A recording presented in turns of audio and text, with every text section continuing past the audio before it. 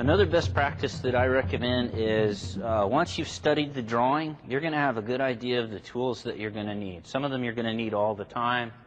For example, an O-ring pick, a set of Allen wrenches, maybe US and metric, depending on the seal design. I usually get some small Ziploc bags. I like the kind that have kind of the dull matte area that you can write on with a Sharpie. If you write it on the plastic part, it tends to wash off or blur too easily. For the larger parts that it would be impractical to put in a Ziploc bag, or if they're too heavy or maybe sharp, I use these wire tags. I like these because you can still photograph the part but still keep it tagged. Grab a Sharpie. I like to use red because I'm the only one in the shop that uses a red Sharpie, so if something's marked, I know I did it. And you can get creative for the tools that you think you need, and please share with the organization if there's something that you really find useful.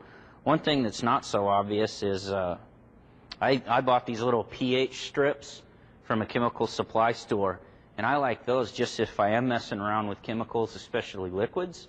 I can hit them with one of these little pH strips and it'll tell me whether it's very caustic or very acidic or neutral.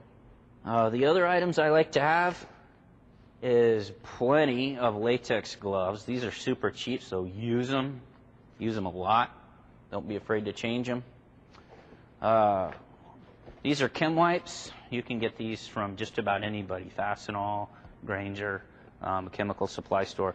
I like these better than most paper towels because they are lint-free, and they're pretty large, so they won't leave a bunch of lint, especially if you're trying to clean something that's maybe a little bit rough.